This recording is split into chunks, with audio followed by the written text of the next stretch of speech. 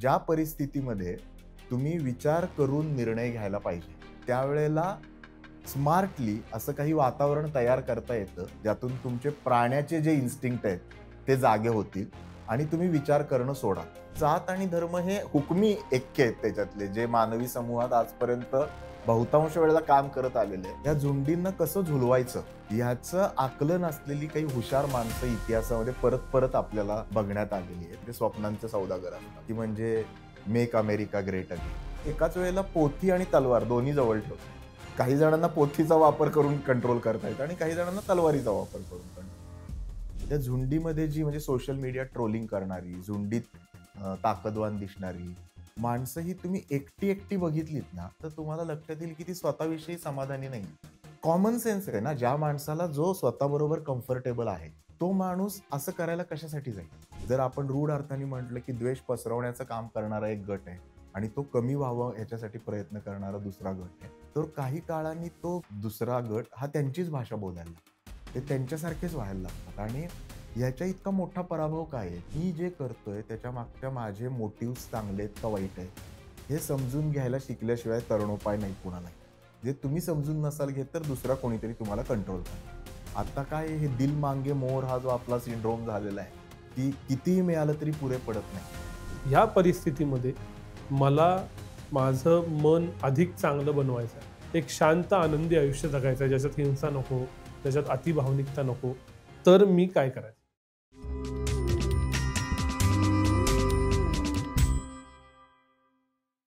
नमस्कार, मी विनायक पाचलक आणि थिंक बँकच्या थिंक लाईफमध्ये तुम्हा सगळ्यांचं पुन्हा एकदा स्वागत. गेले काही दिवस आजूबाजूला बघितलं तर 2-3 गोष्टी दिसतात. एक, आपल्या अस्मिता जास्त टोकदार झाल्यात का? छोट्या-छोट्या गोष्टींवरून आपण दुखावले जातोय का? हिंसा वाढली आहे का? गेल्या अधिवेशनात काही घटना घडल्या, आपल्या भोवताली काही घटना घडत असतात. हे नक्की का घडतंय? तिसऱ्या बाजूला सय्यारासारखा सिनेमा आला आणि लोकं विशेषतः तरुण लोकं ओक्साबोक्शी रडतायत असंही दिसलं. त्यामुळे एकूणातच समाज आणि मानसशास्त्र किंवा समाजाचं मानस हे नक्की सध्या काय आहे, कसं घडतंय हे समजून घ्यायची गरज आहे असं आम्हाला वाटतं. आणि त्यासाठीची आजची मुलाखत आहे. मी थिंक बँकवरती स्वागत करतो डॉक्टर हमीद दाभोलकर यांचं. तर स्वागत आहे पहिल्यांदाच थिंक बँकवरती. नमस्कार. महाराष्ट्रातले बहुतांश सगळेजण हमीद सरांना ओळखतात. ते पेशानं मनोविकार तज्ञ आहेत. ते सातारा इथं प्रॅक्टिस करतात. वेगवेगळ्या संस्थांशी ते असोसिएटेड आहेत हे तुम्ही जाणताच. त्यामुळे एकाच वेळी सामाजिक भान असणं आणि मनोविकार तज्ञ असणं या दोन्ही भूमिकेतून मला आजचा समाज नक्की कसा वागतोय ते सरांकडून समजून घ्यायचं आहे. पहिला प्रश्न हाच आहे, आजूबाजूला पाहिलं की आपल्या अस्मिता, आपली आयडेंटिटी अधिक तीव्र झाल्याची, ती अधिक एक्सप्लिसिटली दाखवायची गरज भासू लागली आहे का काय असं वाटतं? असं जे मला वाटतं ते आकलन योग्य आहे का? असं काही घडलंय का? आणि असं झालं असेल, तर त्याचं कारण काय? हा खूप इंटरेस्टिंग प्रश्न आहे मला वाटतं सध्याच्या कालखंडाच्या दृष्टीनं आणि ते समजून घेण्यासाठी मुळात ही आयडेंटिटी म्हणजे काय असतं, हं. तिथपासनं आपल्याला सुरुवात करायला लागेल, हो. की माणूस हा एक असा बाकीच्या प्राण्यांपेक्षा वेगळा प्राणी आहे, की ज्याला आयडेंटिटी नावाची एक स्वतः पलीकडची हं. गोष्ट निर्माण होते आणि ती पोटात असताना आईच्या जनरली नसते. जसं तुम्ही स्वतंत्र व्यक्ती म्हणून घडायला लागता, तसं त्या आयडेंटिटीमध्ये 2 भाग असतात. बरं. एक म्हणजे स्वतः आणि आपल्या आजूबाजूची व्यक्ती अच्छा. यांच्यामधलं नातं डिफाईन करणं, हे त्या आयडेंटिटीचं एक महत्वाचं काम आहे, की तुम्ही बाकीच्या लोकांपासून वेगळे कसे? स्वतःचं स्वत्व ज्याला आपण म्हणतो किंवा कोहम हा प्रश्न आपल्याकडे विचारला जातो. त्याला धरून येणारा एक आयडेंटिटीचा भाग आहे. आणि दुसरा माणूस हा समूहात राहणारा प्राणी असल्यामुळे त्या समूहाशी जोडली गेलेली त्याची आयडेंटिटी, ग्रुप आयडेंटिटी हा दुसरा त्याचा भाग आहे. बरं. आणि सध्याच्या कालखंडामध्ये आपण बघितलं तर या दोन्ही आयडेंटिटीच्या मध्ये बरीच घुसळण होताना आपल्याला दिसते. म्हणजे बरं. लोक स्वतःच्या आयडेंटिटी विषयी वेगवेगळ्या पातळीवरती गोंधळलेले किंवा प्रश्न पडतायत त्यांना अशा परिस्थितीत आहेत आणि गटांच्या पातळीवरती देखील त्यांना खूप वेगवेगळ्या प्रकारचे प्रश्न पडतायत आणि गोंधळ झालेल्या मनस्थितीत ते आहेत असं दिसतंय. एरिक्सन नावाचा एक अ, अ, शास्त्रज्ञ होता, मानसशास्त्रज्ञ एरिक एरिक्सन. त्यांनी माणसाची आयडेंटिटी कशी तयार होते, कुठल्या-कुठल्या टप्प्यांमधून ती जाते, ह्याच्याविषयी काही प्रतिमानं मांडलेत. बरं. आणि त्याच्यामध्ये बहुतांश वेळेला तो द्वंद्वात्मक विकास असतो. म्हणजे एका बाजूला या टोकाला तुम्ही जाता, एका बाजूला त्या टोकाला जाता आणि त्या दोन्हीमधनं तुम्ही शिकता. तसं त्याच्यातलं एक प्रारूप आहे जे मला वाटतं हे समजायला सध्याचा कालखंड खूप सोपं जाईल. ते साधारणपणे अडोलसन्स एजमध्ये येतं मुलांच्या ह्याच्यामध्ये आणि त्या विकासाच्या टप्प्याला आयडेंटिटी व्हर्सेस रोल कन्फ्युजन असं अच्छा. म्हटलं जातं. म्हणजे स्वतःची आयडेंटिटी निर्माण होणं आणि माझा या जगात रोल काय आहे? याच्याविषयीचं कन्फ्युजन राहणं. तर ही व्यक्तीच्या पातळीवरती अनुभवाला येणारा जो गोंधळ आहे, तो मला वाटतं समाजाच्या पातळीवरती सध्या आपण अनुभवतोय, की मी म्हणजे काय? आणि माझं ह्या ह्याच्यातलं स्थान काय आहे? आणि ते मला वाटतं आजूबाजूचं राजकारण, समाजकारण, सोशल मीडिया चा एक खूप मोठ्या प्रमाणात झालेला प्रभाव, यांनी ते सगळं असं चर्निंगच्या फेजमध्ये गेलेलं आहे, हं. की आपल्याला सगळ्यांना गरगरल्यासारखं होतंय आणि मी नक्की कोण आहे? कारण जर सोशल मीडियात बघितलं, तर आपली आयडेंटिटी पूर्णपणे इतक्या वर्षाच्या, शतकांच्या कालखंडात कधी डिफाईन झाली नव्हती. अशा पद्धतीने सोशल मीडिया डिफाईन करतो. बरं. आपली आयडेंटिटी आत्तापर्यंत नातेसंबंधांमध्ये होती, आई-वडिलांच्यामध्ये होती, मित्र-मैत्रिणींच्यामध्ये एस्टॅब्लिश होत होती. खेळामधनं आपल्याला समजत होतं, की मी कोण आहे, मित्र कोण आहे, बाजूचा कोण आहे, कसं डील करायचं आणि तुमचा मेंदू शतकानुशतकं त्याला सरावलेला आहे, हं. माणूस म्हणून. आता एक अशी काहीतरी नवीन घटना घडलेली आहे, की ज्याच्यामुळे ते सगळे संदर्भच बदललेले आहेत हं. आणि त्यामुळं कोहम आणि त्याचं या समाजाच्या संदर्भामध्ये काय स्थान आहे. हे सगळं मला वाटतं समाज म्हणून आपण एका मोठ्या चरवित चरणातनं जाताना दिसतंय आणि मग त्याला येणारा प्रतिसाद म्हणून मग चिंता, अस्वस्थता जसं मधलं मूल स्वतःविषयी सिक्युअर नसतं. मग ते काही वेळेला आई-बापांची भांडतं, काही वेळेला स्वतःच चिंतित होतं. तसं काहीसं समाज म्हणून आपलं चाललंय असं मला वाटतं. 2 प्रश्न या निमित्तानं. जात आणि धर्म ह्या ज्या पूर्वीच्या आयडेंटिटी आहेत, ज्या शतकानुशतकं इव्हॉल्व होत आल्या, त्या आयडेंटिटीमध्ये आणि आत्ताच्या आयडेंटिटीमध्ये काय फरक आहे? आणि दुसरं ही जी इन्सिक्युरिटी तयार होतीये, ही पूर्वी होती का? आज वाढली आहे का? काय त्याचं रिलेटिव्ह काय आपण मेजर लावू शकतो? मला वाटतंय, की जात आणि धर्माकडे येण्याच्या आधी हे आपल्यात कुठून तयार होतं? म्हणजे जात आणि धर्म हे ॲक्चुअली त्या मेंदूमधल्या आपल्या ज्या व्हल्नरॅबिलिटीज आहेत किंवा स्ट्रेंथ्स आहेत, की माणसाचा मेंदू काय पद्धतीनं काम करतो, त्याच्यातले काही नेटवर्क्स ही सिस्टमॅटिकली आजकालच्या भाषेत सांगायचं झालं तर शतकानुशतकं ज्यांनी हायजॅक केलेली आहेत, या 2 यंत्रणा आहेत, जात आणि धर्म या. हं, आणि त्या यंत्रणा काय आहेत मेंदूमधल्या? हं. त्या मुळामध्ये आपण समजून घ्यायला पाहिजे माणसाच्या उत्क्रांतीतल्या. तर मग आपल्याला त्याच्या संदर्भात जात आणि धर्म आणि आत्ताचा घोटाळा हे दोन्ही समजून घेता येईल आणि ते अगदी सोपं आहे.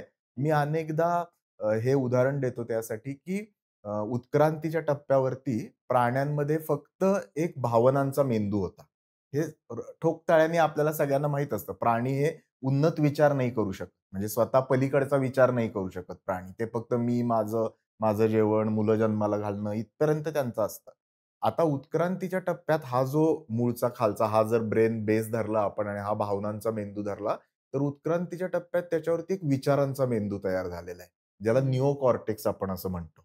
हं. आणि मानवी जीवनातला सगळा झगडा हा या भावनांचा मेंदू आणि विचारांच्या मेंदूमधल्या ह्याच्यामध्ये आपल्याला सम करता येतो. बरं. की एका बाजूला कारण भावना ह्या तुम्हाला तात्कालिक आयुष्याचे प्रश्न सोडवण्यासाठी आवश्यक असतात. म्हणजे पूर्वीचं उदाहरण जर आपण घेतलं, की समोर वाघ दिसलाय, तर फार विचार करून उपयोग नाहीये. तुम्हाला लगेच पळता यायला पाहिजे. फ्लाइट अँड फ्लाइट हा जो हं, फिनॉमिना म्हणजे जीव वाचवण्याची ज्यावेळेला परिस्थिती आहे, त्यावेळेला मी सगळ्या पर्यायांचा विचार करेन. मग हे बरं आहे का, ते बरं आहे का? कॉस्टली अफेअर आहे. त्याच्यामुळे पटकन भावना निर्णय घेतात. त्यामुळे त्याला फास्ट काम करतात त्या. त्यांचं इमिडिएटली काम करतात. आणि विचारांचा मेंदू हा कालावधी घेतो, परंतु दीर्घकालीन उपयोगाचं तो करू शकतो. आता हे मानवी एका अर्थी हे जैविक प्राक्तन म्हणू आपण त्याला, की ते असं आहे, की ज्याच्यामध्ये एका बाजूला हे भावना तुम्हाला ओढतात आणि दुसऱ्या बाजूला विचार ओढतात. आणि या सगळ्या सिस्टममध्ये जात, धर्म या यंत्रणांनी किंवा या संकल्पनांनी स्वतःला पोझिशन केलेलं आहे. म्हणजे बरं. ते मुद्दामून कोणी घडवून आणलंय अशातला भाग नाही. परंतु इव्हॉल्व होताना माणसाच्या ह्याच्यामध्ये कशा पद्धतीने त्या इव्हॉल्व झाल्या असतील, याचं एक जसं सोशिओलॉजिकल अंडरस्टँडिंग आहे, सामाजिक अंडरस्टँडिंग आहे आंबेडकरांनी केलेलं, आणखीन बाकीच्या लोकांनी केलेलं. तसं हे इव्होल्युशनरी अंडरस्टँडिंग आहे. म्हणजे उत्क्रांतीच्या संदर्भात झालेलं, की हे कशा निर्माण झाल्या असतील आणि त्याच्यामध्ये असं समजलं जातं, की हे जो सतत चाललेला झगडा आहे, भावनांचा मेंदू आणि विचारांचा मेंदू. याच्यामध्ये अॅमेग्डेला नावाचं एक छोटंसं रिले सेंटर असतं आणि आजकाल बरेच ठिकाणी आपण त्या अॅमेग्डेला हायजॅक नावाची गोष्ट वाचतो. म्हणजे काय होतं, की ज्या परिस्थितीमध्ये तुम्ही विचार करून निर्णय घ्यायला पाहिजे, अशी परिस्थिती असते. त्यावेळेला स्मार्टली असं काही वातावरण तयार करता येतं, की जे तुम्हाला भीती वाटायला लावेल, जे तुम्हाला चिंतित होईल, ज्यातून तुमचे प्राण्याचे जे इन्स्टिंक्ट आहेत, ते जागे होतील आणि तुम्ही विचार करणं सोडाल. हा अॅमिग्डाला हायजॅक असं त्याला म्हणतात. म्हणजे बरं. या भावनांनी म्हणजे उदाहरण द्यायचं झालं तर ते विरुद्ध आपण. हं. सध्याच्या ह्याच्यात धर्मामध्ये जे आपण किंवा जातीमधला प्रमुख झगडा काय आहे, तर ते विरुद्ध आपण. हे मानवी मेंदूमध्ये उत्क्रांतीसाठी ते विरुद्ध आपण हे झगडा अदीम राहिलेला आहे. हो. कुठल्याही प्राण्यासाठी. तुम्हाला त्यांच्यात आणि माझ्यामध्ये स्वतंत्र करता यायला लागतं आणि आयडेंटिटीचा पण तो महत्वाचा भाग आहे. मग त्याला ज्यावेळेला तुम्ही वाफ द्यायला लागता, तापवायला लागतात ते, त्यावेळेला विचार करण्याची माणसाची क्षमता कमी होऊन झपाट्याने अॅमिग्डाला हायजॅक होतो तुमचा आणि भावनांचा मेंदू काम करायला लागतो. हं. हे जे त्याच्यातलं मूलभूत अंडरस्टँडिंग आहे, हे जर आपल्याला समजलं, हं. तर मग ते जातीसाठी असो, धर्मासाठी असो, वर्णासाठी असो, वर्गासाठी असो, कशाहीसाठी हायजॅक अतिशय हुशारीनं करता येतं. आणि हे जे आपल्याकडे जे म्हणतात ना, जे पिंडी ते ब्रह्मांडी सारखं, हो. म्हणजे हे एका माणसात आहे तसं समूहात पण आहे ना. त्यामुळे एका माणसाच्या बाबतीत तुम्ही ते करायला शिकलात, की काही जणांकडे ही क्षमता असते, की ते समूहांच्या बाबतीमध्ये पण ते करू शकतात. म्हणून झुंडींना अपील करणारे नेते, हे आपण जर इतिहासात बघितलं, तर ते निर्माण होतात त्यातनं. मग त्याच्यासाठी जे सोपे पॉइंट आहेत त्यातले, ते जात आणि धर्म आहेत. आणि ते इतके खोलवर आपल्या मनामध्ये वायर झालेले आहेत उत्क्रांतीच्या प्रक्रियेत, की ज्या वेळेला टर्ब्युलन्सचा पिरियड येतो, म्हणजे तुझ्या प्रश्नाच्या उत्तराकडं खूप हो. लांबून फिरून आलोय मी, पण तिथं यायचं झालं, तर ज्या वेळेला टर्ब्युलन्सचा पिरियड येतो, त्यावेळेला ते आपोआपच वरती येतात. कारण त्यांच्यामध्ये आपल्या आणि दुसऱ्यांच्यामध्ये भेद करण्याची खूप इन्हेरिटंट क्षमता आहे. मेंदूतली ती सर्किट वापरण्याची खूप इन्हेरिटंट क्षमता आहे. हं. अॅमिग्डाला हायजॅक करण्याची एक नैसर्गिक क्षमता आहे. हं. त्याच्यामुळं ते या ज्याच्यामध्ये डायकॉटॉमस थिंकिंग म्हणतात. म्हणजे माणसाने स्वतंत्र डायकॉटॉमस म्हणजे एकतर इकडचं किंवा तिकडचं. जे पोलरायझेशनमध्ये सध्या वापरलं जातं. म्हणजे एकतर तुम्ही त्या बाजूला आहात किंवा या बाजूला आहात. हं. त्याच्यामध्ये विचार नका करू. इकडचं थोडं बरं असेल, तिकडचं थोडं बरं असेल, याच्यामध्ये काहीतरी असेल. तर म्हणून जात आणि धर्म हे हुकमी ऐक्य आहेत त्याच्यातले, जे मानवी समूहात आजपर्यंत बहुतांश वेळेला काम करत आलेले आहे आणि हं. ते आत्ता देखील काम करताना आपल्याला दिसतंय. पण मानव झुंडीनं राहतो हे कित्येक हजारो काय म्हणजे माहिती असल्यापासून हेच आहे. तर त्याच्यानंतरची जी आपली न्यूरोलॉजिकल प्रगती झाली असेल, त्याच्यात आपण या अॅमिग्डाला हायजॅकपासून लांब राहणं किंवा अधिक सदसद विवेकबुद्धीनं विचार करणं, या दिशेनं गेलो नाही का? दरवेळेला पुन्हा-पुन्हा आपण आदिम प्रेरणांकडेच कसं काय जातो? खरंय. हे मला वाटतं, की अ, आपण त्याला मगाशी म्हटला तो शब्द आहे, की अ, जैविक आपल्या भाषेत म्हणायचं झालं तर जैविक प्राक्तन किंवा ते आपल्या स्पिसीजचं लिमिटेशन आहे. हं. तुमच्या म्हणजे गमतीचा भाग बघितला तर होमो सेपियन्स नंतर पुढची स्पिसीज नाही डेव्हलप झालेली. हं. कित्येक शतकं आपण होमो सेपियन्स पाशीच येऊन थांबलेलो आहे. हो. उत्क्रांतीच्या सगळ्या टप्प्यात एकानंतर दुसरी, दुसऱ्यानंतर तिसरी, तिसऱ्यानंतर चौथी, त्याच्यापेक्षा अधिक जगायला फिट स्पेसीस तयार होत गेल्या. होमो सेपियन्स पाशी तो येऊन अ, हं. उत्क्रांतीचा प्रवास थांबलेला आहे सध्या तरी. हं. पण मला वाटतं, की मी त्याच्याकडे असं बघतो, की हा त्याच्यातला झगडा आहे त्याच्या पलीकडे जाण्याचा. अच्छा. जर तुम्हाला त्याच्यात जर बघायचं असेल हं. आणि तो परत स्व आणि समूहाशी जोडता येतो, की मानवाला काही गोष्टी उत्क्रांतीच्या दृष्टीनं स्वार्थ साधल्याने फायद्याच्या झालेल्या आहेत. अच्छा. भावनांचा ऐकल्याने फायद्याच्या झालेल्या आहेत. आणि काही गोष्टी ज्या समूह म्हणून आपल्याला फायद्याच्या झालेल्या आहेत, ते विचारांचं ऐकल्याने झाले. हं. म्हणजे संस्कृती ही लोकांना बरोबर घेतल्याने तयार झाली. भाषा ही त्याच्यामुळे तयार झाली. त्यातून तुम्ही पसरू शकला. हं. पण तरी देखील व्यक्ती म्हणून तुमच्या स्वार्थाच्या गोष्टी या दरवेळेला समाजाच्या फायद्याच्याच असतील असं नाही. आणि हा झगडा मानवी जीवनामध्ये सातत्याने चालू आहे. तो एका मर्यादेपलीकडे एक स्पिसीज म्हणून आपण सोडवू शकलेलो नाहीये. त्यामुळं आणि परत हे जे आंबेडकरांनी क्रांती प्रतिक्रांतीचं जे मांडलेलं आहे किंवा चायनीज ह्याच्यामध्ये यिन आणि यांग त्या ह्या 2 प्रेरणांमध्ये पण गमतीचा भाग असा आहे, की ह्या सगळ्या झगड्यामध्ये जे होतं ना, त्याला आपण प्रगती म्हणतो असं मला वाटायला लागलं काही वेळेला. हं. की जर आपण बघितलं एकूणामध्ये म्हणजे समजा आता स्टीव्हन पिंकर नावाचा एक तज्ञ आहे आंतरराष्ट्रीय त्याचं एनलाइटमेंट नाऊ नावाचं एक पुस्तक आहे. बरं. तर जनरली असं फार इंटरेस्टिंग पुस्तक आहे, जगभरात गाजलेलं आहे. तर हे जी जनरल आपली धारणा असते ना, की आत्ताच्या ह्याच्यात प्रगती झाली आहे का अधोगती झाली? हं. पूर्वी होतो त्याच्यापासून आपण पुढे आलोय का मागं गेलोय? तर त्यांनी काही ठराविक पॅरामीटर मांडलेले आहेत सरळ-सरळ, की आनंद वाढला का? मृत्यू कमी झाले का? दुःख कमी झालं का? मग दुःख कशाला म्हणायचं? हं. वॉर्स कमी झाली का? आजार कमी झाले का? तर या सगळ्या पॅरामीटरवर जर आपण गेल्या 1000 वर्ष जेव्हाचा डेटा उपलब्ध आहे त्याच्यावरती जर नीट शास्त्रीय अभ्यास केलं, तर आपल्या लक्षात येतं, की ह्या पॅरामीटरवरती मानवी समूहाची प्रगतीच झाली. हं. आपण आपल्याकडे बघताना एक खूप मर्यादित कालखंड बघत असतो. आत्ता पण आपण ज्या कालखंडाविषयी बोलतो, तो कदाचित 5 किंवा 10 वर्षाचा संदर्भ असलेला कालखंड आहे. हं. जर तुम्ही तोच कालखंड 100 वर्षाचा केला, हं. तर संदर्भ सगळे बदलतात. राइट.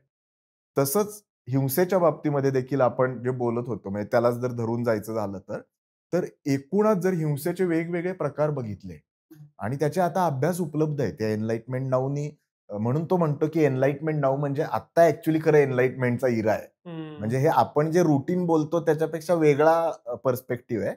पण ते थोडं झूम आउट करून बघितल्यावर दिसणारं लक्षण आहे. तुम्ही जर छोट्या ह्याच्यात बघितलं सॅम्पल काय घेता तुम्ही त्याच्यावरती पण ते अवलंबून आहे. तर हिंसेविषयी मी म्हणत होतो, की अ, हिंसेची पण वेगवेगळी स्वरूपं जर आपण बघितली, तर वॉर आणि टेररिझम मधनं होणाऱ्या हिंसा ह्या 2015-21 या म्हणजे 15 ते 20 वर्षापर्यंत सालापर्यंत कमी होताना दिसत होत्या. हं. कितीतरी दीर्घकाळ असा ट्रेंड होता. कारण दुसऱ्या महायुद्धानंतर महायुद्ध कमी झाली, स्थिरता यायला लागल्या. लिबरल डेमोक्रॅसीज सगळीकडे स्थिर होत होत्या. आणि आत्ता गेल्या 5-7 वर्षात परत सडनली त्याच्यातनं होणाऱ्या डेथ वाढलेल्या आहेत. हं. वॉर झोन वाढलेले आहेत. पण इंटरपर्सनल व्हायलन्स जो आहे, तो कमीच होण्याचा ट्रेंड राहिलेला आहे. छोटा असला तरी तो सातत्याने कमी होत राहिलेला आहे. म्हणजे जर व्यापक ह्याच्यात आपण बघितलं. छोट्या-छोट्या ह्याच्यात बघितलं तर त्याच्यात आत्ता आल्यासारखे अप्स एंड डाउन्स आपल्याला दिसतात. पण शेवटी आपला संदर्भ तेवढ्याच कालखंडाशी असतो ना. त्यामुळे हं. मागं काय होतं यापेक्षा आपण आत्ता काय होतं याचा विचार करतो. समजा हेच झूम आउट मी थोडं पाठीमागं नेलं, तर असं दिसतं, की ते आणि आपण याच्यात जी विभागणी केली जाते किंवा झुंडीचा तुम्ही जो उल्लेख केला, या सगळ्याचा बेस असा दिसतो, की विचारांच्या मेंदूंपेक्षा भावनांच्या मेंदूंवरती कंट्रोल आणा आणि भावनांच्या मेंदूनं व्यक्ती आणि समूहानं निर्णय घ्यावे. निर्णय घ्या. तर हे जे झुंडीचं मानसशास्त्र आहे, ते हेच आहे का? आणि मग एकदा भावनांच्या मेंदूकडं नियंत्रण जास्त गेलं, की मग हिंसा म्हणा, राग म्हणा, द्वेष म्हणा, हे अधिकाधिक होतं का? कसं ॲक्ट होतं? ह्याची ही अगदी सोपी रेसिपी आहे मला वाटतं आणि ते अ, म्हणजे 2 वेगळ्या-वेगळ्या संकल्पना आहेत. एक जसं तू म्हटलास ना, एक हर्ड म्हणजे हं. हर्ड मेंटॅलिटी म्हणतात आपल्याला म्हणजे कळपाची मानसिकता. कळप आणि झुंडीमध्ये जनरली प्राण्यांमध्ये कळप असतो. पण कळप हा एका उद्दिष्टाने एकत्र आलेला नसतो. हं. ते एकत्र असतात एकमेकांचे. त्यांना एकत्र कळपाचं मिळून काही करायचं नसतं. ज्यावेळेला तो एका उद्दिष्टाने एकत्र येतो, ते उद्दिष्ट साध्य झाल्यानंतर काय होणार आहे याच्याविषयी त्याची एक कल्पना असते आणि त्या एकाच भावनेने तो काम करायला लागतो. हं. त्यावेळेला त्याचं झुंडीत रूपांतर. हं. आणि कळपाचं जर आपल्या लोकशाहीतलं उदाहरण घ्यायचं झालं, तर आपण पब्लिक म्हणतो. हं. म्हणजे पब्लिक आणि झुंड ह्याच्यामध्ये काय फरक आहे? हं. तर आपल्याकडे पब्लिक हे फार इंटरेस्टिंग वाक्य आहे. मला आवडतं ते. "ये पब्लिक है, ये सब जानती है" म्हणतात ना आपल्याकडे. म्हणजे पब्लिकला स्वतःचा स्वतंत्र विचार करण्याची एजन्सी अजूनही कोणी काढून नाही घेतली किंवा त्यांनी दुसऱ्याकडे दिलेली नाहीये. पब्लिकमधला कोणी कुणाला काही म्हणू शकतो. हं. पण झुंडीमध्ये तसं नसतं. झुंड ज्यावेळेला ते एकजिन्सी होतात आणि एकाच गोष्टीच्या पाठीमागं काम करायला लागतात. त्यावेळेला ते झुंडीमध्ये त्यांचं रूपांतर होतं आणि परत आपण बघितलं तर जी प्राण्यांपासून आलेली हर्ड मेंटॅलिटी आहे, तिचा त्याच्यात वापर केला जातो आणि तू विचारलंस त्याचं जर नेमकं उत्तर द्यायचं झालं, तर या झुंडींना कसं झुलवायचं, ह्याचं आकलन असलेली काही हुशार माणसं इतिहासामध्ये परत परत आपल्याला बघण्यात आलेली आहेत आणि या झुंडीच्या मानसशास्त्रांमध्ये त्यांची अ, व्यवच्छेदक लक्षणं पण दिलेली आहेत, जी फार इंटरेस्टिंग आहेत. जी जी जर मी 3-4 सांगितली, तर आपल्याला "अरे, हे तर आपल्या आजूबाजूला दिसतं." असं आपल्याला वाटेल. म्हणजे पहिलं त्याच्यातलं लक्षण असं आहे, की ते स्वप्नांचे सौदागर असतात, हं, की म्हणजे मेक अमेरिका ग्रेट अगेन हं, किंवा अमृतकाळ येणार आहे या देशाचा. तर ते त्यांना स्वप्न विकता येतात. हं, दुसरी गोष्ट म्हणजे स्वर्ग आता 2 पावलांवरतीच आलेला आहे. आता काही फार राहिलेलं नाहीये. हे ते समाजाला विकू शकतात. म्हणजे सध्याच्या कालखंडातल्या ज्या हार्डशिप आहेत, त्यांच्याकडे तुम्ही लक्ष देऊ नका.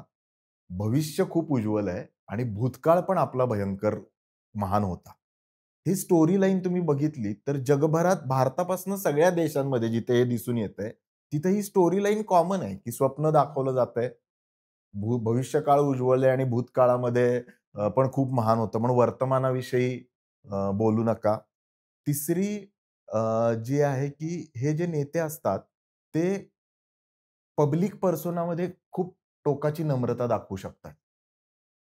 पण ती नम्रता ज्यावेळेला अनुयायी प्रश्न विचारतील, त्यावेळेला ती अजिबात अस्तित्वात नसते. बरं. त्यामुळे ती नम्रता पब्लिक दाखवण्यासाठी असते. पण अनुयायी किंवा त्याला प्रश्न विचारणारी यंत्रणा आली, तर तिला मात्र पूर्ण ताकदीनिशी हं. चिरडलं जातं. आणि त्याच्यामुळे एकाला ते केलं, की बाकीच्यांना आपोआप मेसेज मिळतो. हे छोटे-छोटे ट्रिगर आहेत. म्हणजे बरं. ॲक्चुअली जसं व्यक्तीशी बोलताना हं. आपण काही टेक्निक्स वापरतो, तसे ते आणि कुठलेही मोठे नेते कालाच्या ह्याच्यावरती प्रभाव टाकणारे आपण बघितले, तर ते हे वापरत असतात. म्हणजे गमतीचा भाग असा आहे, की समाज मनाला चांगल्या प्रकारे प्रभावित करणारे नेते पण याच स्ट्रॅटेजी वापरतात. हं. फक्त त्याच्यामध्ये चांगल्या वाईटाचं तारतम्य ते सोडत नाही. म्हणजे तुम मुझे खून दो, मैं तुम्हें आजादी दूंगा. हं. हे जे आहे, हे पण स्वप्नाचा सौदागरच आहे हा पण. हं. पण जेव्हा तो स्वप्नाचा सौदागर जो असतो, तो विचारांचा संदर्भ सोडतो, चांगल्या वाईटाचा संदर्भ सोडतो आणि स्वतःच्या स्वार्थासाठी, स्वतःच्या जातीच्या स्वार्थासाठी, स्वतःच्या वर्गाच्या स्वार्थासाठी, हं. धर्माच्या स्वार्थासाठी कम्युनिस्ट राज्यक्रांतीमध्ये काय होतं? स्वप्न हेच होतं ना, की सगळ्यांना एकसारखं, एक समान मिळेल. स्वप्न भव्य होतं आणि हं. स्वप्नच दाखवलेलं होतं त्यांनी. हं.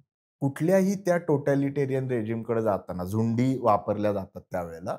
त्यावेळेला हे पद्धती त्याला वापरायलाच लागतात आणि तो एकाच वेळेला असं म्हटलं जातं, की तो एकाच वेळेला पोथी आणि तलवार दोन्ही जवळ ठेवतो. हं. त्याच्यामुळं काही जणांना पोथीचा वापर करून कंट्रोल करता येतं आणि काही जणांना तलवारीचा वापर करून कंट्रोल. हं. आता हे जसे झुंडीला प्रभाव टाकणारे नेते असतात, तसं याला बळी पडणारा एक समूह पण असतो. हं. आणि त्याची म्हणजे साधारणपणे जो विचार करण्यापासून सहजी दूर पळणारा ज्यांची प्रवृत्ती आहे. सायकॉलॉजीमध्ये एक कल्पना आहे, त्याला लोकस ऑफ कंट्रोल असं म्हणतात. म्हणजे बरं. तुमचा स्वतःचा कंट्रोल कुठे आहे? आतमध्ये आहे का बाहेर आहे? हं. अगदी ढोबळ मानाने माणसांमध्ये आपण हा फरक करू शकतो, की तुमचा स्वतःचा कंट्रोल हा आतमध्ये आहे, म्हणजे तुमचा रिमोट कंट्रोल का बाहेर आहे? जी माणसं आतमध्ये असतात तेव्हा बाह्य परिस्थिती काही असली, तरी ते स्वतः विचार करून निर्णय घेतात. हं. आणि ज्यांचा बाहेर कंट्रोल असतो, त्यांना रिमोट कंट्रोल कुणीही दाबला, की पटकन ते त्या पद्धतीने विचार करायला लागतात. तर अशी याच्यातली जी लोकं आहेत ना, त्यात काही फार इंटरेस्टिंग ऑब्झर्वेशन पण आहे त्या झुंडीच्या मानसशास्त्रात, की त्याच्यामध्ये येणारी जी लोकं असतात, त्याच्यामध्ये एका बाजूला आत्मद्वेष आणि त्याचंच परद्वेषामध्ये झालेलं रूपांतर. बरं. हे मला वाटतं हा कंटिन्यूअम आपण समजून घ्यायला पाहिजे. म्हणजे त्या झुंडीमध्ये जी म्हणजे सोशल मीडिया ट्रोलिंग करणारी, झुंडीत ताकदवान दिसणारी हं. माणसं ही तुम्ही एकटी-एकटी बघितलीत ना किंवा त्यांच्याशी तुम्ही एकट्या-एकट्याने संवाद केला, तर तुम्हाला लक्षात येईल की ती स्वतःविषयी समाधानी नाहीये. त्यांना हो. आनंद नाहीये. कॉमन सेन्स आहे ना, ज्या माणसाला जो स्वतःबरोबर कम्फर्टेबल आहे, जो स्वतःच्या नातेसंबंधांच्यात कम्फर्टेबल आहे, तो माणूस असं करायला कशासाठी जाईल? हं. म्हणजे एका बाजूला त्याला स्वतःविषयी कमीपणा वाटत असतो कुठेतरी. स्वतःची अभिव्यक्ती तो चांगल्या प्रकारे समाजात करू शकत नसतो. त्याला स्वतःचं म्हणून अस्तित्व सिद्ध करता येत नसतं. मग झुंडीच्या ह्याच्यामध्ये त्याला स्वतःचं अस्तित्व मिसळून त्याच्यामध्ये आपण कोणीतरी आहोत. म्हणजे जो खरं तर त्याचा स्वतःवरती असलेला राग, द्वेष असतो, तो झुंडीच्या माध्यमातनं. म्हणून आपण बघतो, की सोशल मीडियावरती आपण बघतो, "अरे, हा तर माझा मित्र होता. हा तर इतका साधा माणूस आहे. ह्याच्याशी समोर बोलताना मला असं वाटलंच नाही, की हा अशा प्रकारे बोलू शकतो." किंवा झुंडीत पण ज्यांनी काही वेळेला झुंडबळी घेतलेत किंवा काही तोडफोड केली आहे, ती माणसं अदरवाईज आपण बघितली तर आपल्याला असं वाटतं, की अरे, पण ते त्या झुंडीमधनं आलेली ताकद असते. म्हणजे एका बाजूला ते आत्मद्वेषातनं परद्वेषाकडे जातात हं. आणि मग एकदा का ते भावनेच्या ह्याच्यामध्ये तुम्ही अडकायला लागला, की मग त्याच्यातून हिंसा, ठोकशाही अशा एक-एक पायऱ्या आपोआप उलगडायला लागतात.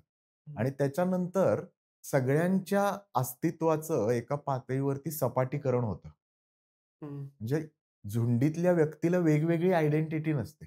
हं. झुंडीतला सगळा जर वेगवेगळी आयडेंटिटी असेल, तर ती झुंड राहत नाही. त्यामुळे तुम्हाला एका छापाची माणसं तयार करायला लागतात. मग ती कुठलीही विचारधारा असो, धर्माच्या नावावरची विचारधारा असो किंवा आयडिओलॉजी, कम्युनिझमच्या नावावरची विचारधारा असो किंवा आणखीन कशाच्याही त्याला छाप तयार करायला लागतात. आणि छाप तयार केले, की मग मला वाटतं लोकं विचार करायचं थांबतात आणि त्यांना कंट्रोल करणं सोपं व्हायला लागतं. आणि धर्म आणि जात काय करते, तर ह्याच्यासाठीच्या वेगवेगळ्या कथा, मिथकं ही तयार करत राहते त्याच्यासाठी. ज्याचा काही वेळेला फायदा पण होतो. हं. तुम्ही थोडक्यात असं म्हणताय, की भल्यासाठी असू दे किंवा वाईटासाठी असू दे, मला समाजाला एकत्र आणायचं असेल, पब्लिकला दिशादर्शक झुंड बनवायची असेल, तर मेकॅनिझम सेम आहे. त्याचा मग ते चांगल्यासाठी वापरलं का वाईटासाठी वापरलं हे सब्जेक्टिव्ह नाही का? ज्याला आपण असं म्हणतो, की ही ए झुंड तयार झाली आणि हे वाईट झालं. पण त्या लोकांना आणि त्याच्या प्रमुखाला ते चांगल्यासाठीच वाटत असतं. नाही, हे मला वाटतं हा खूप इंटरेस्टिंग प्रश्न आहे आणि हं. मी ज्यावेळेला अ, विचार करत होतो ना, तेव्हा मला ह्याचं एक उदाहरण जर आपल्याकडे एक अगदी स्पष्ट उदाहरण घ्यायचं झालं ना, तर भारताचा स्वातंत्र्य लढा आणि राज्यघटना. हं. हा त्याच्यासाठी खूप चांगला संदर्भ आहे. हं. म्हणजे जसं मी म्हटलं, "तुम मुझे खून दो, मैं हं. तुम्हें आजादी दूंगा" किंवा "चले जाओ." हं. ही सगळी झुंडीला अपील करणारी हे होती. हं. स्वातंत्र्य लढ्यामध्ये देखील म्हणजे जर आपण टेक्निक्स म्हणून बघितलं, हो. गांधींनी वापरलेली पण सगळी टेक्निक होती. ती असहकार हे पण झुंडीला अ, अपील करणारं टेक्निक आहे किंवा एका ठिकाणी जाऊन मीठ उचलूया आपण. ह्याच्यामध्ये वापरली जाणारी टेक्निक ही त्याच स्वरूपाची आहे. पण तो जो नेता आहे, तो त्याच्यासाठी जी मूल्याची चौकट आहे, जी काही आखलेली आहे समाज म्हणून आपण, तिच्याप्रती उत्तरदायी आहे का नाही? आणि त्या पद्धतीनं ती तयार म्हणजे भारताच्या स्वातंत्र्य लढ्याचं फलित काय होतं सगळ्यात महत्त्वाचं?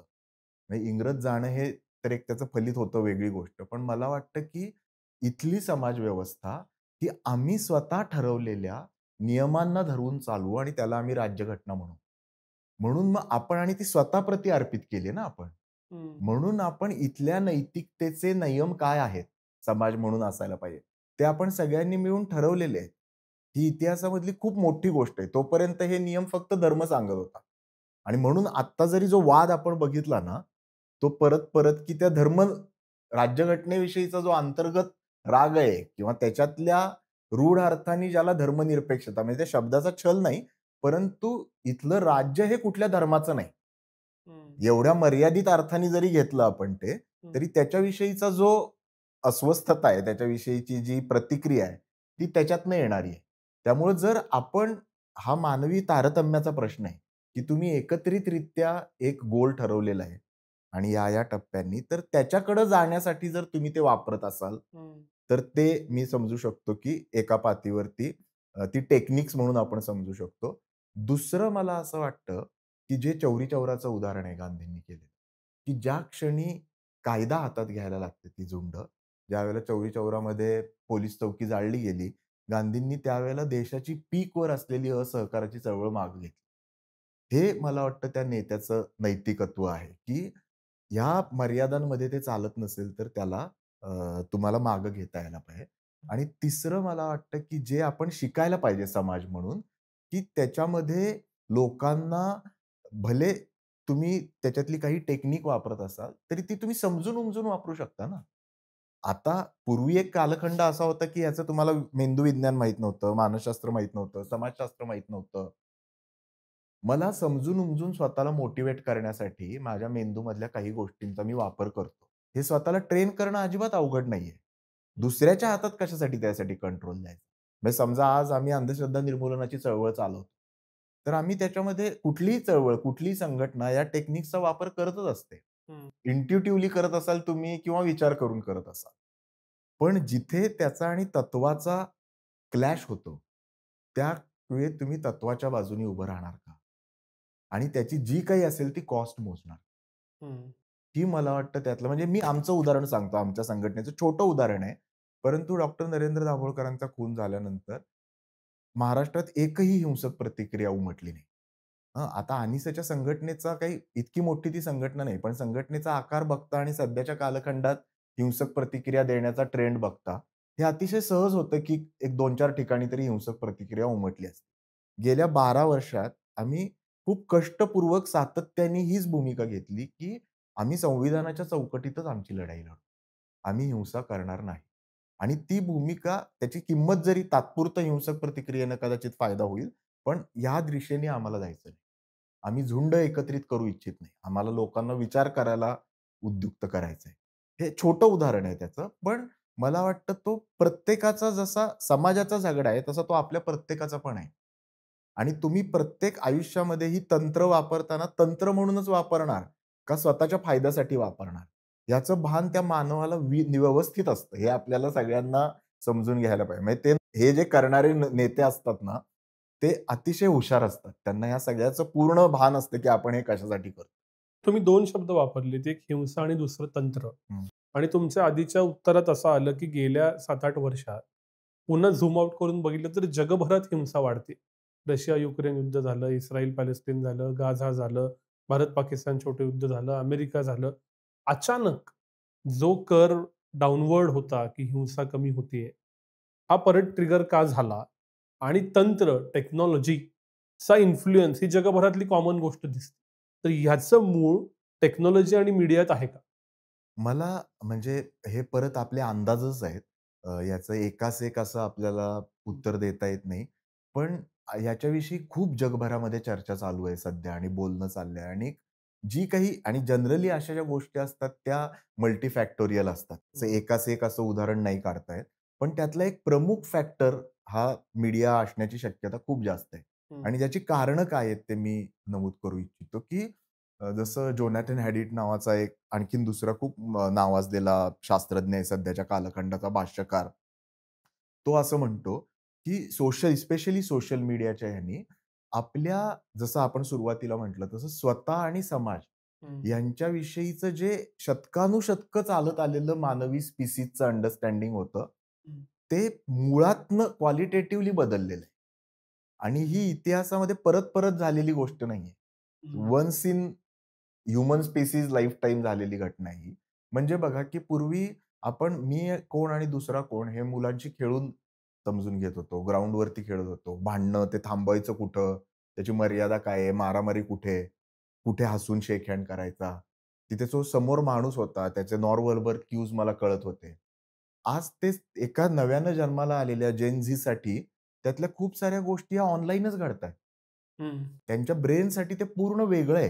हं, आणि त्या परिस्थितीमध्ये तो गोंधळला जातो. म्हणजे तुमचं सोशल असणं याचे संदर्भ बदललेले आहेत. हा एक भाग आहे वाढतानाचे. दुसरा महत्त्वाचा भाग आहे त्याच्यात एआय आणि डेटा हे सगळं आणि त्यांनी येणारं केंद्रीकरण.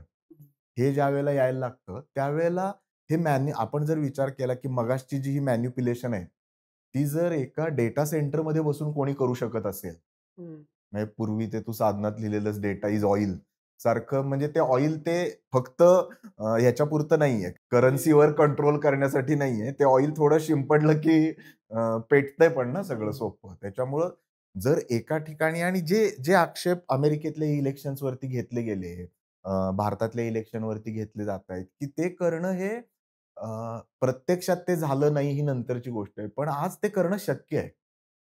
तुम्ही सगळ्याचा एवढा मोठा एनालिसिस करून एका ठिकाणी कंट्रोल म्हणजे एका बाजूला ह्यांनीच आपल्याला डेमोक्रटाइज करण्याची प्रचंड मोठी शक्यता दिलेली आहे आणि हं, दुसऱ्या बाजूला त्याच्यामध्येच परत तुम्हाला सेंट्रलाइज पॉवर आणण्याची पण शक्यता निर्माण झाली आहे. आणि हं, त्यातून मग तुम्ही कशाही म्हणजे इतक्या लेव्हलला ते मॅनेज केलं जाऊ शकतं, की जर तुमच्या स्वभावाचे पॅटर्न बघून तुम्हाला ब्लॅक लोकांविषयी द्वेष पसरवायचा आहे, एका ठराविक धर्माविषयी द्वेष पसरवायचा आहे, तर तशा स्वरूपाचे फीड परत-परत जर द्यायला लागले आणि हे सगळं करत असताना तुमचा आजूबाजूच्या समाजाशी असलेला संबंध तुटतोय. तुम्ही फक्त तेवढ्याच चॅनलमध्ये राहताय. तुमचं शेजारी कोण राहतो, तो कसा वागतो याचा तुम्ही विचार करत नाहीये. ॲट द सेम टाईम प्रचंड मोठ्या प्रमाणात इन्फॉर्मेशन तुमच्याकडे येते. जी प्रोसेस करण्याची तुमच्या ब्रेनची क्षमता नाहीये. म्हणजे जसं मोबाईल हँग झाल्यासारखा तो हँग होतो आणि स्वाभाविक जसं आपण सुरुवातीला म्हटलं तसं विचार करणाऱ्या मेंदूकडनं अॅमिग्डाला ते हायजॅक करणं आणि त्याच्यात जर परत तुम्ही जात, धर्म, भाषा, वर्ग याचा जर तडका दिलात, तर मला वाटतं की म्हणजे जर कुणाला झुंडीचा वापर करून घ्यायचा असेल, तर त्यासाठी ही आदर्श परिस्थिती आहे. उलट्या बाजूनी बघायचं झालं तर. की त्याच्याकडे सगळंच आहे. त्याला जे हुकमी रेसिपीचे घटक आहेत, ते त्याच्याकडे उपलब्ध आहेत आणि त्यामुळं हे होत असण्याची एक मोठी शक्यता आहे. दुसरी मला वाटतं सोशिओलॉजिकल पण हे जे आहे ना, की मानवी स्वभावात आणि इतिहासात हे सारखे असे 2 प्रवाह आपल्याला दिसतच राहिलेले आहेत. की एक दुसऱ्या महायुद्धानंतरचा एक मोठा कालावधी होता, ज्यावेळेला जगभरामध्ये एंड ऑफ आयडिओलॉजी, लिबरल डेमोक्रसीज, आता सगळं उदारीकरण झालंय. सगळी माणसं कशी एकमेकांची गुण्यागोविंदाने राहतायत. आता एवढं सगळं केलं तर चांगलं एक जग निर्माण होऊ शकेल. आणि त्या बाजूला दुसऱ्या टोकाला जायला लागलं, की ह्या बाजूने येणारी जी प्रतिक्रिया असते, की ज्यांची त्या सगळ्या कालखंडामध्ये सत्ता जाते, ज्यांची आयडेंटिटी जाते, ज्यांच्याकडे पूर्वी मोठेपण होतं ते जातं. त्यांनी टेक्नॉलॉजीचा वापर करून हुशारीनं आणि मला वाटतं हा पण एक संदर्भ आहे त्याला जागतिक भांडवलशाहीमधल्या विषमतेचा. तो पण आपण विसरता कामा नये. ज्याच्याविषयी सध्या खूप बोललं जातंय, की ज्यावेळेला टोकाची विषमता निर्माण होते आणि आता गमतीचा भाग असा आहे, की भांडवलशाही राष्ट्र देखील याच्या म्हणजे पूर्वी फक्त भारतातले समाजवादी किंवा कम्युनिस्ट किंवा जगातले कम्युनिस्ट त्याच्याविषयी बोलत होते. आज भांडवलशाही राष्ट्र देखील त्याच्यात बोलतात, की एका मर्यादेपलीकडची विषमता ही घातक आहे. म्हणजे सतत जर ह्या सगळ्या वातावरणात आपण जर बघितलं, की त्याला मिळतंय आणि मला मिळत नाहीये. हं. म्हणजे परत मी आणि ते जर इक्वली ते होत नसेल, तर एका मर्यादेपलीकडे मग ते फ्युएल करणं खूप सोपं आहे. त्यामुळे एका बाजूला त्याला आर्थिक संदर्भ आहेत, दुसऱ्या बाजूला मेंदूतले संदर्भ आहेत, तिसऱ्या बाजूला लिबरल डेमोक्रसीच्या डाउनफॉलचे संदर्भ आहेत आणि टेक्नॉलॉजीचे. असं मला वाटतं असं सगळं मिळून ते घडताना दिसतं. सोशल मीडिया आणि सायकॉलॉजीवर मला यायचं आहे, पण त्याच्या आधी उत्तरातल्या एका शब्दावरनं एक वेगळा प्रश्न सुचला. ते म्हणजे नॉन व्हर्बल क्यूज. आत्ता एक सातत्यानं चर्चा अशी होती, खूप वाद, खूप विसंवाद आणि खूप गैरसमज ह्यांचं मूळ हे ऑनलाईन कम्युनिकेशनमध्ये दिसतं आणि मग लोकं नंतर म्हणतात, की "अरे, मला असं म्हणायचंच नव्हतं." तर माझ्या भावना मी चॅटमधून, टाइप करून किंवा अगदी इमोजीस टाकून, रील बनवून पुरेशा पोहोचवू शकत नाही का? कारण नॉन व्हर्बल क्यूज पोहचत नाहीत आणि असे आपलं बहुतांश कम्युनिकेशन झाल्यामुळं खूप मानवी संबंधातले प्रॉब्लेम झालेत का?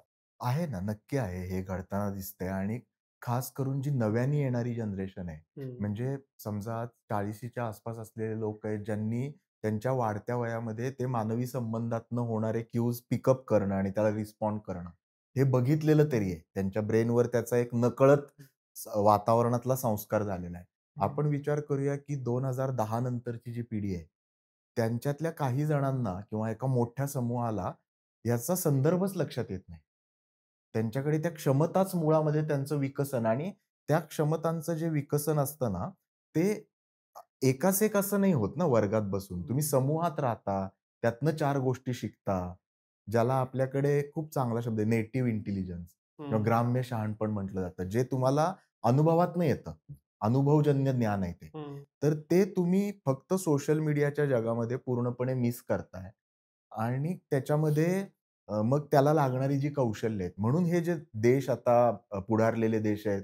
नेदरलँडसारखा देश आहे, ऑस्ट्रेलिया आहे, जे एका 14 वर्षापर्यंत, 16 वर्षापर्यंत तुम्ही मुलांना सोशल मीडियाचा वापर मर्यादित करा असं म्हणताय हं. आणि त्याच्यामुळे ते संवादाचं एक माध्यम आहे. पण ते एकमेव किंवा प्राथमिक माध्यम व्हायला लागलं, की मला वाटतं गडबड होते. हं. तर म्हणजे आणि त्याचं कसं आहे ते गमतीचा भाग त्याचा असा आहे, की दारू किंवा तंबाखू अशा ज्या गोष्टी आहेत ना पोटेन्शियली ॲडिक्टिव्ह, त्या बाबतीत आपण कमीत कमी असं म्हणू शकतो, की ह्या हानिकारकच आहे. हं, तुम्हाला घ्यायच्या असतील तर तो तुमचा चॉईस आहे. हं, परंतु पहिल्या घोटापासून किंवा पहिल्या सेवनापासून त्या हानिकारकच आहे. सोशल मीडियाच्या बाबतीत तुम्ही अशी भूमिका नाही घेऊ शकत. हं. जी परत बायपोलर भूमिका आहे, की हे नाही आणि ते आहे. आता सोशल मीडियामधनं कितीतरी चांगल्या गोष्टी होत आहेत. त्यामुळं जर आपण दुसऱ्या बाजूने बघायचं झालं, तर त्याच्याकडे आपण एक चॅलेंज म्हणून पण बघू शकतो, की प्रत्येक गोष्ट तुम्हाला आता तुमच्या मेंदूला बायपोलर नाही करता येणार आहे इथनं पुढं जर. तुम्हाला कधी, कुठे, किती, कशाप्रकारे या सगळ्याचा विचार करायला लागणार आहे. कारण सोशल मीडियावरती बॅन म्हणजे तुम्ही कसा बॅन करणार आहे का? म्हणजे भले मोठ्या-मोठ्या देशांनी जरी बॅन केले, तरी ते एका मर्यादेपलीकडे काम नाही करणार आहे. हं. त्यामुळं एका बाजूला त्याचं एक्सपोजर कमी करणं, एका वयामधलं असलं तरी त्याच्या अनुषंगाने संवाद करायला लागणं. आता हे आजपर्यंत लोकांना समजून तुमचा मेंदू कसा हायजॅक होतो, हे समजून देण्याला आपल्याला किती अवघड होतं. आज खरं म्हटलं तर सोशल मीडियाने ते करणं किती सोपं झालंय. हं. किंवा गमतीचा भाग आहे तुम्ही जर नीट वापरलं, तर सोशल स्किल ट्रेनिंग पण सोशल मीडियातनं होऊ शकतं. हं. तुम्ही शेवटी ते वापरणार तुम्ही कशासाठी याचा तुम्ही विचार करायला पाहिजे. म्हणजे हं. फोर्सफुली मला वाटतं ते तंत्रज्ञान काही वेळेला मी गमतीनं असा विचार करतो. फोर्सफुली ते तंत्रज्ञान आपल्याला स्वतःचा शोध घ्यायला नाईलाज केल्यासारखं आहे, की म्हणजे आता तुला जर तुमचा ब्रेन दुसऱ्यानी वापरायचा नसेल, तर तुम्हाला स्वतःला समजून घेण्याशिवाय पर्याय नाही. खरं आहे. मला त्या सोल्युशनवर यायचं आहे, पण त्याच्या आधीचा प्रश्न असा, हिंसा असू दे किंवा अ, भावनातिरेक असू दे, सिनेमाचा ज्या मी उल्लेख केला, एकूणातच मानवी मन तकलादू झालं आहे का? हा प्रश्न एक. आणि त्याला सबटेक्स्ट असा, की आम्ही रील्स बघतो, दर मिनिटाला डोपामाइन हिट होतं आणि अशा ज्या सवयी आम्हाला लागल्या, त्यांना सायकॉलॉजिकली आणि न्यूरोलॉजिकली हे घडलंय का? मानवी मन तकलादू झालंय का? आणि त्याला बदलतं व्ह्यूइंग पॅटर्न हे कारण आहे? मानवी मन हे तकलादू झालंय असं म्हणणं हे फारच मला वाटतं ओव्हर जनरलायझेशन होईल त्याचं. परंतु आणि मानवी मन हे पण आपण समजून घ्यायला पाहिजे, की मानवी मन ही एक स्टॅटिक कल्पना नाहीये. हं, म्हणजे अशी काहीतरी एक ती स्थिर असलेली गोष्ट नाहीये. ती सतत बदलत राहणारी गोष्ट आहे. आणि तिच्यावरती आत्ता हे प्रभाव टाकणारे नकारात्मक घटक आहेत एवढं तर आपल्याला नक्की कळलेलं आहे. हं, की जर एका ठराविक पद्धतीनं ते वापरत राहिले, तर त्याचा हं, मानवी मनावरती नकारात्मक परिणाम होतो. त्यातनं डिप्रेशन वाढतं, अँक्झायटी वाढते, हिंसा वाढतो, द्वेष वाढतो. हे सगळं आपल्याला त्यातनं दिसून येतंय. पण दुसरी बाब काय आहे आपल्याकडे मानवी मनाच्या बाबतीतली, की आपल्याकडे मानवी मनाच्या विषयीचा अज्ञानाचा अनुशेष इतका मोठा आहे, हं. की मला वाटतं ते तंत्रज्ञान त्याच्याविषयी काय करतंय, ह्याच्यापेक्षा शतकानुशतकं आपण त्याच्याविषयी समजूनच घेतलं नाही. अच्छा. हीच इतकी मोठा लॅक्यून आहे. म्हणजे गमतीचा भाग बघा, की आता पोस्ट कोविड लोकांना स्ट्रेस यायला लागलाय, डिप्रेशन यायला लागलंय म्हणून मानवी मनाविषयी आपण थोडी-थोडी चर्चा व्हायला लागलेली. पण 12वी पर्यंतचं जर आपण पुस्तक बघितलं, तर कुठल्या पुस्तकामध्ये मानवी मनाविषयी एक तरी धडा आहे का? नाही. सिंपल आणि तुम्हाला शरीराचे अवयव कधी शिकवतात? बालवाडीत शिकवतात. कान, नाक आणि जो शिक्षणासाठी सगळ्यात महत्त्वाचा अवयव आहे म्हणजे तुमचा मेंदू आणि हं, त्याचं मन त्याच्यामार्फत काम होणारं. याच्याविषयी तुम्हाला अभ्यासक्रमात काहीही शिकवलं जात नाही. तुम्हाला गणित शिकवलं जातं, भूगोल शिकवला जातो, भाषा शिकवली जाते, इतिहास शिकवली जाते. पण ज्याच्यावरनं तुम्हाला मॅनिप्युलेट केलं जाणार आहे जगामध्ये, त्याच्याविषयी तुम्हाला काही शिकवलं जात नाही.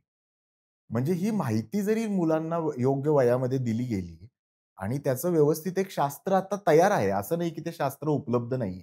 हं, तर ते जर करून दिलं तर सोशल मीडिया हा त्यातला एक नाहीतर आपल्याकडे अनेकदा काय होतं, की जसं टीव्हीला धोपटलं गेलं आपल्याकडे एका कालखंडामध्ये, इंटरनेटला धोपटलं गेलं, तसं ह्याला धोपटलं जाईल. त्याच्यातून मूळ उत्तर मिळणारच नाहीये. जर आपण त्याकडे थोडं वेगळ्या पद्धतीनं बघितलं, तर आपल्याला लक्षात येईल की ह्याच्याकडे आपण अपॉर्च्युनिटी म्हणून बघू शकतो, की मुलांना मनाविषयी शिकवा, तंत्रज्ञानाविषयी शिकवा, स्वतःतले आणि समाजातले फरक कसे करायचे. हे हे पैसे वापरायला शिकण्याइतकं महत्त्वाचं स्किल आहे का नाही? हं. कारण तुमची डेमोक्रसी त्याच्यावरती अवलंबून आहे. तुमचे नातेसंबंध त्याच्यावरती अवलंबून आहेत. तुमच्या आयुष्यातलं सॅटिस्फिकेशन त्याच्यावरती अवलंबून आहे. आणि गमतीचा भाग आहे आपली जी परंपरा जिच्याविषयी आपण बोलतो ती त्याच्याविषयी बोलते. मन हं. एवं मनुष्याणाम असं आपल्याकडे म्हटलेलं आहे. मग त्याला तरी महत्त्व देऊया असं असं एक मग सोशल मीडिया ते जर आपण हँडल केलं, तर हे सोशल मीडिया हँडल करणं हे मला वाटतं तुलनेने सोपी गोष्ट आहे. ते जर आपण ॲड्रेस नाही केलं तर मग सोशल मीडिया असो, व्यसन असो, ते सगळे त्याला उद्युक्त करणारे घटक.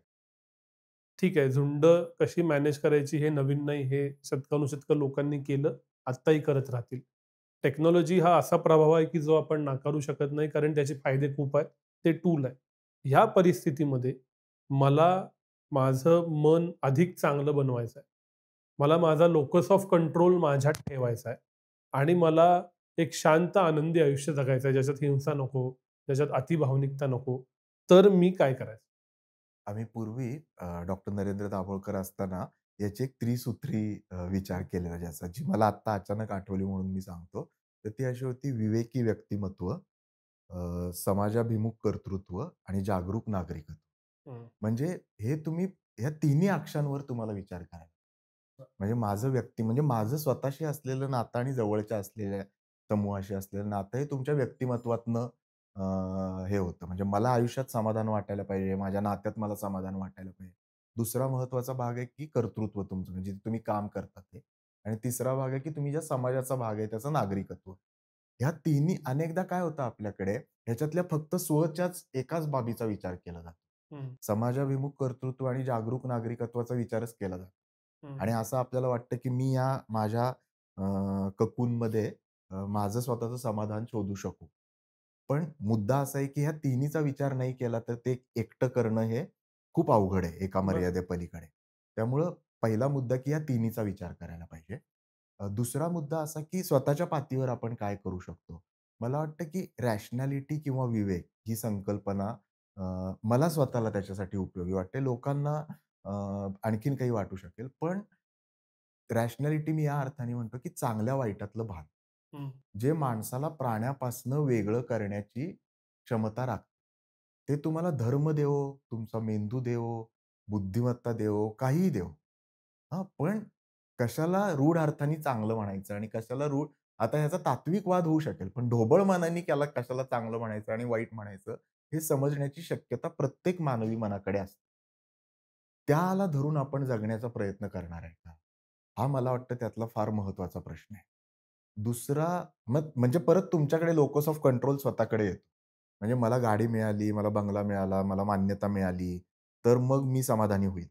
हे आत्ताच्या जगाचं जे मटेरिअलिस्टिक अंडरस्टँडिंग आहे, तिथून तुम्ही मी कसा राहतो, मी कसा वागतो, या क्षणी मला कसं वाटतंय आणि त्याची काही हे मला वाटतं, की बुद्ध धर्मातल्या मेत्ता या संकल्पनेशी आपल्याला समजून घेता येऊ शकतात किंवा मेडिटेशनच्या वेगवेगळ्या प्रॅक्टिसेस आहेत, की तुम्ही आहे त्या स्थितीत राहणं आणि ते अनुभवणं. त्याचा फायदा तुम्हाला होऊ शकतो. अ, याच्याबरोबर नातेसंबंधांमध्ये गुंतवणूक म्हणजे प्रायोरिटीज बदलणं तुमच्या. आता काय हे दिल मांगे मोर हा जो आपला सिंड्रोम झालेला आहे, हं, की कितीही मिळालं तरी पुरे पडत नाही. म्हणजे तुमच्या जीवनाकडे बघण्याचा दृष्टिकोन तुम्हाला बदलायला पाहिजे. तुमच्या करिअरकडे बघण्याचा दृष्टिकोन बदलायला पाहिजे आणि समाजाकडे बघण्याचा. तो फक्त स्वतःपुरता बदलून नाही उपयोग होणार आहे. त्यामुळं दिल मांगे मोरचं मी काही वेळेला असं म्हणतो त्याच्या उलटं ठंडा करके खाओ है, की ते म्हणजे ठीक आहे बाबा काय असं नाही 2 गोष्टी मिळाल्या तर म्हणजे तुलनेने आपल्याला आपल्या पिढीला जे मिळालंय त्याचा आपण विचार करणंच थांबवलं. हं, आणि जे मिळालं नाहीये त्याचा आपण म्हणजे कितीतरी उत्तम शिक्षण, उत्तम आरोग्य हे 3 पिढ्यापूर्वी अनइमॅजिनेबल गोष्टी होत्या. आर्थिक स्थिरता या एका मोठ्या वर्गाला आज समाजात मिळालेल्या आणि तरी देखील तो समाधानी नाही. म्हणजे जे आहे ते समजून घेण्याचा प्रयत्न करणं. मगाशी जे आपण म्हटलो ते zoom in and zoom out ते मला वाटतं खूप सिंपल टेक्निक आहे. पण खरंच हे इतकं महत्वाचं आहे का आपण ज्याच्यासाठी अ, एवढे उतावीळ झालोय. झुंडीला पण मला वाटतं हे टेक्निक खूप महत्वाचं आहे, की खरंच हे इतकं महत्वाचं आहे का ज्याच्यासाठी आपण हे करतोय. तर ते क्यूज जे आहेत, जे तुमच्या ब्रेनला परत भावनेकडनं विवेकाकडे नेतील. ते हं, प्रॅक्टिस करायला शिकणं. स्वतःचं व्यक्तिमत्व अधिक विवेकाधिष्ठित असेल, हं, याचा प्रयत्न करणं. याचा अर्थ तुम्ही भावना गमावा असा त्याचा अर्थ नाहीये. भावना ही मानवी जीवनाचा एक महत्त्वाचा भाग आहे. हं, त्याच्यातून येणारा आणि सकारात्मक भावना पण खूप आहेत ना, करुणा आहे, प्रेम आहे. तर या सगळ्या सकारात्मक भावना तुम्हाला आनंद देणार आहेत. त्यामुळे त्याचं आणि विचारांचं संतुलन राखणं हा एक भाग झाला. आपलं जे कर्तृत्व आपण समाजात गाजवतोय, ते समाजाला हानिकारक तर नाही ना. याचा पॅरामीटर कमीत कमी एवढा सिंपल विचार तरी आपण करू शकतो, की यांनी समाजाची हानी होते. आणि नागरिक म्हणून मी जी स्वतःप्रती अर्पित केलेली राज्यघटना आहे, तिच्यातली जी तत्व आहेत, तिच्याविषयी मी संविधानिक पद्धतीनं काम करतो का? या 3 अक्षांवरती मला वाटतं आपण अ, विचार करायला पाहिजे आणि अ, हिंसेला तर मला वाटतं, की वैयक्तिक पातळीवरती आणि सामाजिक पातळीवरती नकार देणं आवश्यक आहे. अडचण काय होते याच्यामध्ये, की याच्या विरोधात जे बोलणारे लोक आहेत ना, ते पण अनेकदा त्याच ट्रॅपमध्ये बळी पडतात. असं आपण बघताना म्हणजे पोलरायझेशन दोन्ही बाजूनी काम करतं ना, म्हणजे जर आपण रूढ अर्थाने म्हटलं, की द्वेष पसरवण्याचं काम करणारा एक गट आहे आणि तो कमी व्हावा याच्यासाठी प्रयत्न करणारा दुसरा गट आहे. तर काही काळाने तो गट, दुसरा गट हा त्यांचीच भाषा बोलायला लागतो. ते हं. त्यांच्यासारखेच व्हायला लागतात आणि ह्याच्या इतका मोठा पराभव काय आहे, की तुम्ही तुमच्या अग्रेसर सारखा झालात. तुम्ही त्यांच्यासारखीच भाषा बोलायला लागलात. तुम्ही त्यांच्यासारखेच वागायला लागलात. तुम्ही पण कायदा हातात घ्यायला लागलात. तर मला वाटतं ते ज्याची बदलाची इच्छा आहे, त्याला स्वतःमध्ये बदल करणं आणि त्या तात्कालिक मोहांना बळी न पडता दीर्घकालीन विचार करायला एक प्रश्न असा येतो, की आपण हिंसेबद्दल बोललो. लोकांना हिंसा का आवडते? हिंसा कन्झ्युम केली जाती, बघितली जाती आणि अधिकाधिक लोकांना ही आवडती. गेल्या काही वर्षात आलेले सिनेमे हिंसेवरचे चाललेले आहेत. काही झालं, की लोकांना हिंसा करावंसं वाटतं. हे काय? हे याचं एक इंटरेस्टिंग प्रारूप काही जणांनी शोधलेलं आहे, की हिंसा आणि संसर्गजन्य आजार हं. यांच्यामध्ये खूप सिमिलॅरिटी आहे. त्यांच्या ऑनसेट, पसरणं आणि या सगळ्यामध्ये. म्हणजे संसर्ग जसं कोव्हिडचं उदाहरण आपण घेतलं, तर त्याच्यामध्ये एक कोव्हिडचा विषाणू असतो. तो काही जणांना ग्रासतो. मग त्याच्यापासून तो दुसऱ्यांना ग्रासतो आणि असं करत-करत त्याची साथ पसरते. जर हिंसेचा उगम आणि स्प्रेड आपण बघितला, तर तो सेम पद्धतीनं होतो, की एकाला तो ग्रासतो. मग तो ग्रासल्यानंतर आणि 4 जणांना ग्रासतो आणि तो सगळीकडे पसरतो. तर समजून घेण्यासाठी हे फार इंटरेस्टिंग प्रारूप आहे आणि त्यातून त्याच्या कंट्रोलसाठीची पण असं सुचवलं जातं. आता हिंसा हे मानवी जीवनावरती प्रभाव टाकणारा, भले तो आजार नसला तरी एक खूप मोठा गंभीर घटक आहे, हे मान्य केलं जातं. मग त्याला कंट्रोल करण्याच्या मेकॅनिझम्स काय आहेत? जसं आपण आजाराला कंट्रोलमध्ये आणण्याच्या काही मेकॅनिझम लावतो. तसं हिंसेच्या बाबतीत होऊ शकतं का? हं. तसं म्हणजे काही वेळेला गमतीनं मी असं म्हणतो आणि जे आपण अ, अ, विवेकाच्या ह्याच्याशी जोडू शकतो, की हिंसेला माणसाचं मन बळी पडू नये म्हणून जर लस शोधायची असेल, तर ती कशाची असेल? तर ती विवेकाची लस असेल. हं. मग त्या विवेकाचं लसीकरण जसं तुम्हाला कोव्हिड विरोधी लस दिली जाते, तसं विवेकाचं लसीकरण शाळेपासूनच केलं जाऊ शकतं का? मग त्या लसीकरणाचा सिलेबस काय असेल, की त्याला मनाविषयी शिकवा, भावनेविषयी शिकवा, अॅमिग्डाला हायजॅक कसा होतो ते शिकवा, संविधानाविषयी शिकवा. हे सगळं त्या लसीकरणाचा सिलेबस आहे. ज्याला हिंसेने ग्रासलंय, त्याला जसं कोव्हिडच्या माणसाला आपण क्वारंटाईन करायचो. त्याला क्वारंटाईन करण्याच्या काही म्हणजे क्वारंटाईन म्हणजे फिजिकली नाही म्हणत आहे मी, पण त्याचे विचार त्याच्यापुरतेच मर्यादित राहील याच्यासाठी आपण काही करू शकतो का? जर तो क्वारंटाईन झाल्यानंतर तो स्प्रेड करत असेल, तर ते नवीन त्याच्यातनं निर्माण होणारे लोकं आयडेंटिफाय करणं आणि हं. त्यांना न्यूट्रलाइज करणं. म्हणजे सोशल मीडियावरती देखील आपल्याकडे हिंसा किंवा ट्रोलिंग किंवा हेट स्प्रेड करणाऱ्यांना आयडेंटिफाय करणं, क्वारंटाईन करणं आणि ट्रीट करणं. हं. ट्रीट म्हणजे मी रिफॉर्म या दृष्टीनं म्हणतोय. आपल्याला तो माणूस हवा आहे. त्याच्यातली हिंसा नकोय.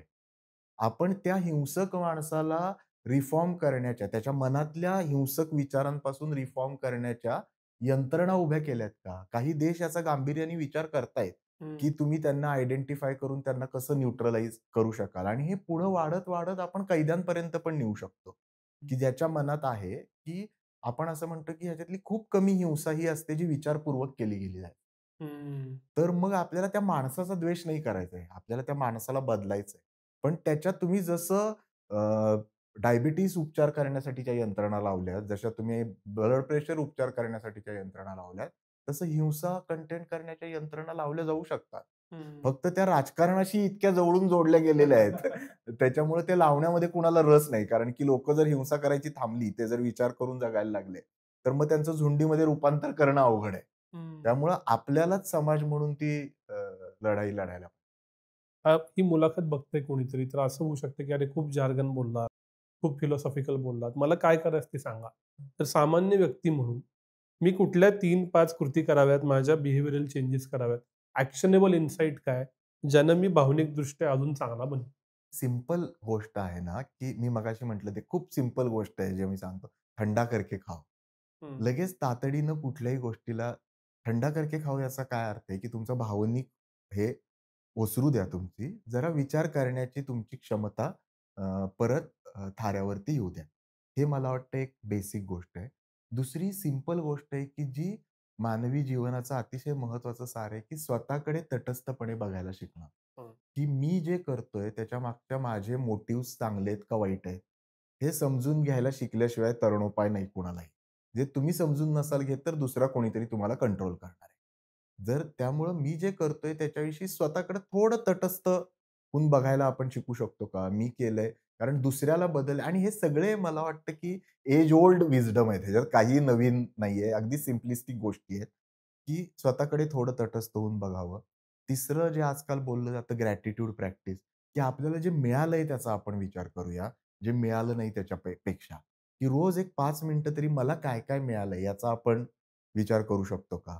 आणि मला जे मिळालंय त्याच्यापेक्षा कमी ज्याला मिळालंय, त्याच्यासाठी मी काही करू शकतो का? हं. एवढ्या सिंपल गोष्टी आहेत त्या आणि ह्याच्या पलीकडे जाऊन मी माझं काम करताना आणि नागरिक म्हणून वागताना माझी जी काही बेसिक कर्तव्य आहेत ती पार पाडतो. हं. ह्याच्या पलीकडे खरं म्हटलं तर ह्याच्यामध्ये काही नाही. त्याच्यासाठी समाज विज्ञान काय सांगतंय, मेंदू विज्ञान काय सांगतंय आणि मला वाटत होतं मी ते सोपं केलंय. ते जार्गन वाटू शकतं.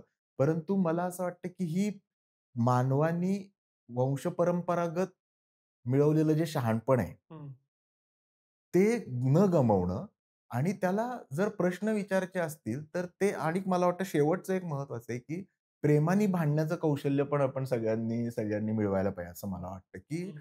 की मतभिन्नता या मानवी विकासात अतिशय आवश्यक आहे, की मतभेद कसे व्यक्त करायचे, त्याची भाषा कशी असायला पाहिजे, ती दुखवणारी नसेल तर आणि त्यांनी खूप साऱ्या गोष्टी सहज टाळता येऊ शकतात, की हं. तुम्ही भाषा काय वापरताय, कशा पद्धतीनं बोलताय, कॉमन काहीतरी चांगलं त्यातनं शोधण्याचा प्रयत्न करतायत का? या अगदी कॉमन सेन्सिकल गोष्टी आहेत खरं म्हटलं तर. हं. तेवढ्याच या संवादाचं तसं म्हटलं तर टेक होम आहेत. हा फारच भारी मुद्दा आहे, की प्रेमानं भांडणं शिकायला पाहिजे. त्याच मुद्द्यावर इथं थांबूया. तुम्ही वेळ दिलात आणि आंतरविद्या शाखीय आजच्या समाजाचा प्रश्न आम्हाला सोडवायला मदत केलीत. पुन्हा वेगळ्या विषयावर भेटायला आवडेल, पण आज इथंच थांबूया. धन्यवाद. धन्यवाद.